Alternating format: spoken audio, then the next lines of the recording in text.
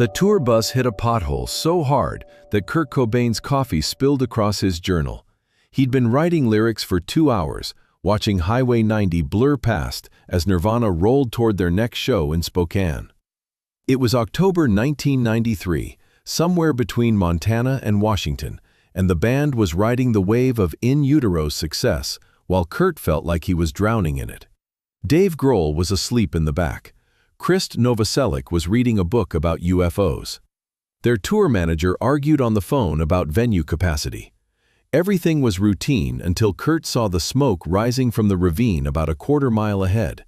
At first he thought it was fog, but fog doesn't move like that, doesn't have that dark quality that speaks of burning metal and shattered glass. Kurt stood and walked to the front of the bus. "Pull over," he said to the driver. The driver glanced at him in the rearview mirror. "What?" "There's something wrong up there. Pull over." The tour manager looked up from his phone. "Kurt, we have a show in 3 hours. We can't stop for every—" "Pull the fucking bus over," Kurt said, his voice quiet but absolute. The urgency made the driver slow without argument. As they got closer, Kurt could see the guardrail torn apart like paper, fresh skid marks on the asphalt, the plume of smoke rising from whatever had gone over the edge. The bus pulled onto the shoulder.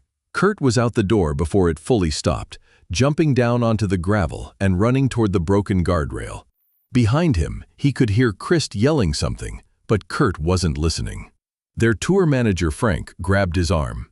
"Kurt, we have a show in 3 hours. We can't stop for this." Kurt pulled away without a word and kept running. He looked over the edge and saw it. A blue Honda Civic about 30 feet down the embankment, wrapped around a pine tree, the front end completely destroyed, smoke pouring from under the crumpled hood. Kurt started sliding down the slope. The ground was loose dirt and pine needles, and he lost his footing twice, grabbing at bushes to keep from tumbling. His flannel shirt caught on a branch and tore. He didn't care. When he reached the car, he could see someone in the driver's seat, slumped forward against the deflated airbag. A woman, maybe in her 30s, blood running down the side of her face. He tried the driver's door, but it was jammed. The metal had buckled inward from the impact. Kurt ran around to the passenger side and found that door wouldn't open either. Through the shattered windshield, he could see the woman moving slightly, one hand reaching up to touch her forehead, her fingers coming away red.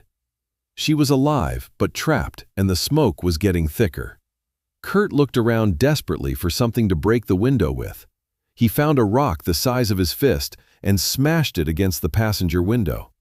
The safety glass spiderwebbed but didn't break. He hit it again, harder, putting everything he had into it. On the third strike, the window gave way, showering the interior with tiny cubes of glass. He reached through and unlocked the door, pulling it open. The woman was conscious now, trying to turn her head toward him, her eyes unfocused and terrified. Her legs were pinned under the collapsed dashboard, and there was blood everywhere. So much blood that Kurt couldn't tell where it was all coming from. He realized he was shaking, not from cold, but from pure adrenaline and fear. "Hey," Kurt said, his voice coming out steadier than he felt. "Hey, you're going to be okay. Help is coming. Can you hear me?" The woman's eyes found his face, and something like recognition flickered there, but Kurt couldn't tell if she knew who he was, or if she was just latching on to the first human face she'd seen since the crash. She tried to speak, but only a wet coughing sound came out. Blood bubbled at the corner of her mouth. "Don't try to talk," Kurt said. "Just breathe. Just keep breathing for me." He climbed partially into the car through the passenger door, glass crunching under his knees, and reached across to take her hand. Her fingers were cold and trembling, but they gripped his with desperate strength. The smoke was acrid in his throat, and he could feel heat radiating from the engine compartment.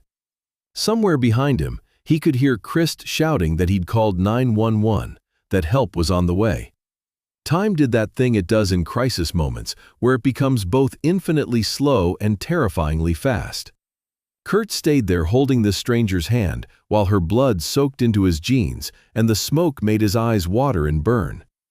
He talked to her in a low, constant stream, not even sure what he was saying half the time, just filling the air with sound so she wouldn't feel alone. He told her his name was Kurt. He told her she was going to be fine. He told her the ambulance was coming. He told her to squeeze his hand if she could hear him, and she did, weakly but definitely. "What's Your name?" Kurt asked. The woman's lips moved, and he leaned closer to hear. Sarah?" she whispered. Her voice was so faint he almost missed it. "Sarah Hendricks." "Okay, Sarah," Kurt said. "I'm right here with you. I'm not going anywhere. You're not alone." He meant it. Even when the heat from the engine got worse and Chris yelled at him to get back in case the car caught fire, Kurt stayed exactly where he was, his hand locked around Sarah's, his body half inside the wreckage. But here's what Kurt didn't know yet. This stranger whose hand he was holding would change him more than any song he ever wrote. He studied her face while they waited. She had a small scar above her left eyebrow. She was wearing a Soundgarden t-shirt under her jacket. There was a child's car seat in the back, empty, and Kurt felt a wave of relief so intense it made him dizzy. At least she'd been alone. At least there wasn't a kid in here. Sarah followed his gaze and seemed to understand what he was thinking. "Daycare," she managed to say. "Dropped him off." "That's good," Kurt said. "That's really good, Sarah. Your son is safe. You're going to see him again soon." He didn't know if he believed that, but he said it anyway, because what else could he say? From above, Chris' voice cut through. "Kurt, the car might explode. Get out of there." Kurt didn't move. If it explodes, I'll explode with it, he thought, but didn't say. The sound of sirens finally reached them, distant but getting closer. Kurt felt Sarah's grip on his hand tighten. She was crying now, tears mixing with the blood on her face. "I'm scared," she said. "I know," Kurt said. "I'm scared too, but you're doing great. You're so strong, Sarah. Just a little longer." But what Sarah would tell him years later in a letter would explain everything about why this moment mattered so much. The sirens got louder, and then there were voices above them on the road, people shouting coordinates and medical terminology. Kurt heard the sound of Equipment being moved, footsteps scrambling down the embankment. He didn't turn around. He kept his eyes on Sarah's face and kept talking to her about nothing and everything. He told her about his daughter, Frances Bean. He told her about how much he hated touring, but loved playing music. He told her she had kind eyes. Paramedics appeared at the passenger door, and one of them put a hand on Kurt's shoulder. "Sir, we need you to move back so we can help her." Kurt looked at Sarah, and she looked back at him, with an expression of pure terror at the thought of him leaving. He squeezed her hand one more time. "I'll be right there," he told her, pointing to a spot just outside the car. "I'm not leaving. I'll be right where you can see me." He let the paramedics work. They brought equipment he didn't understand, made assessments he couldn't follow. They put a neck brace on Sarah and started an IV line and used hydraulic tools to pry open the crushed metal around her legs. Through all of it, Kurt stood exactly where he'd promised, visible through the broken window. And every time Sarah's eyes found his, he nodded to let her know he was still there. It took 45 minutes to extract her from the vehicle. When they finally got her onto a stretcher and started carrying her up the slope, Kurt followed. The paramedics tried to tell him to stay back, but he ignored them, and they were too busy to argue. What happened in the next 60 seconds would stay with Kurt for the rest of his life. At the top of the embankment, there was chaos. Fire trucks, police cars, ambulances, news vans that had somehow already arrived. The Nirvana tour bus sat off to the side, and Kurt could see Dave and Chris and the crew watching everything with worried faces. They loaded Sarah into the ambulance, and Kurt stood at the door. One of the paramedics was about to close it when Sarah reached out her hand. "Kurt," she said. He stepped forward and took her hand again. Every camera, every news van, every person watching disappeared. It was just the two of them again. "Thank you," she said. Her voice was stronger now, probably from whatever drugs they'd given her. "You saved my life." Kurt shook his head. "I just held your hand. They saved your life." But Sarah was already being wheeled deeper into the ambulance, and the paramedic was firmly pushing Kurt back and closing the doors. The ambulance pulled away with lights flashing and siren wailing, and Kurt stood there on the side of Highway 90, covered in someone else's blood. A police officer approached him, asking for a statement. Kurt answered questions mechanically while his mind was still in that crushed Honda, holding a terrified stranger's hand. He gave his name and contact information and described what he'd seen. The officer recognized him about halfway through, and Kurt watched the man's entire demeanor change, saw him processing the fact that Kurt Cobain had just pulled someone from a car wreck. The officer asked if Kurt needed medical attention, and Kurt looked down at himself and realized he was shaking, really shaking now, his hands trembling so badly he had to shove them in his pockets. The tour manager appeared and guided Kurt back to the bus. Chris wrapped him in a blanket even though it wasn't cold. Dave brought him water that he couldn't drink because his throat felt closed. They asked if he was okay, and Kurt nodded because he didn't have words for what he was feeling. They got back on the road because they had a show in Spokane that night, and the industry doesn't stop for car accidents or blood or trauma or anything else. Kurt sat in the same seat by the window, but he couldn't write anymore. He kept seeing Sarah's face, kept feeling her hand in his, kept hearing that wet coughing sound she'd made when she first tried to speak. He wondered if she'd make it. He wondered if he should have done something different. He wondered why this random woman on a random highway had affected him so deeply when he'd spent the last year feeling numb to almost everything. What Kurt didn't realize yet was that he'd just experienced something he'd been searching for his entire career. An unfiltered human connection that had nothing to do with fame or music or expectation. Just two people, one helping the other survive. They made it to Spokane, and Kurt played the show. He played it angry and raw, and somewhere in the middle of territorial pissings, he realized he was crying, but he didn't stop. The audience probably thought it was just Kurt being Kurt, the tortured artist giving them the pain they'd paid to see. They didn't know about Sarah Hendricks. They didn't know about Highway 90. They didn't know that for 45 minutes that afternoon, Kurt had been completely present and connected to another human being in a way that felt more real than anything he'd experienced in months. After the show, Kurt called the Spokane hospital. The nurse wouldn't give details but confirmed Sarah was in surgery. Kurt left his name and asked her to tell Sarah he'd called. He didn't know if the message would get through. The tour continued. Seattle, Portland, San Francisco.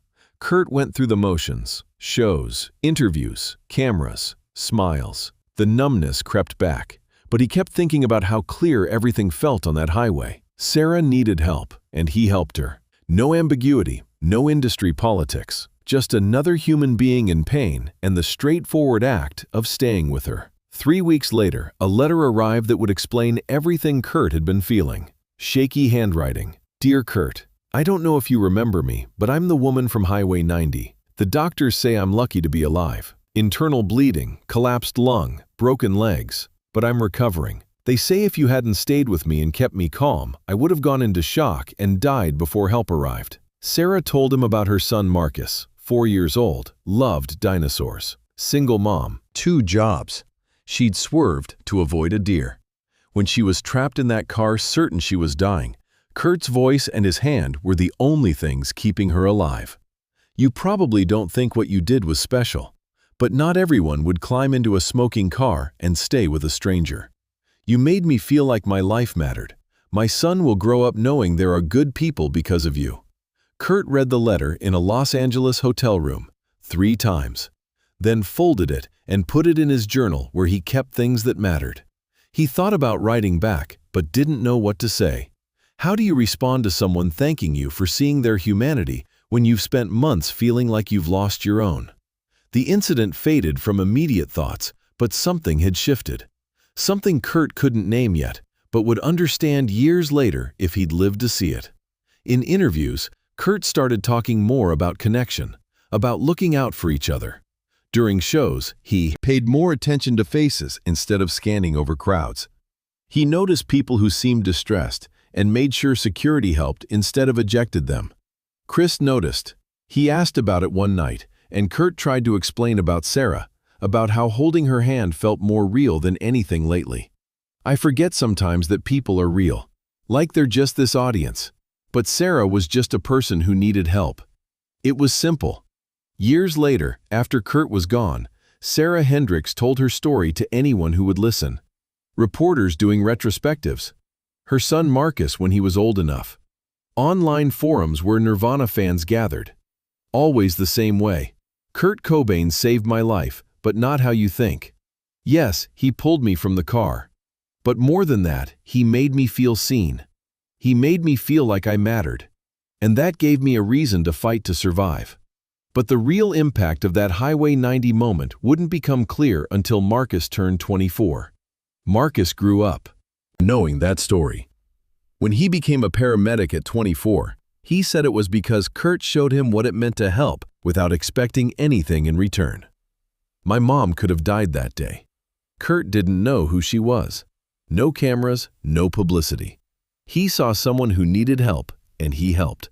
That's human decency. The story took on different meanings.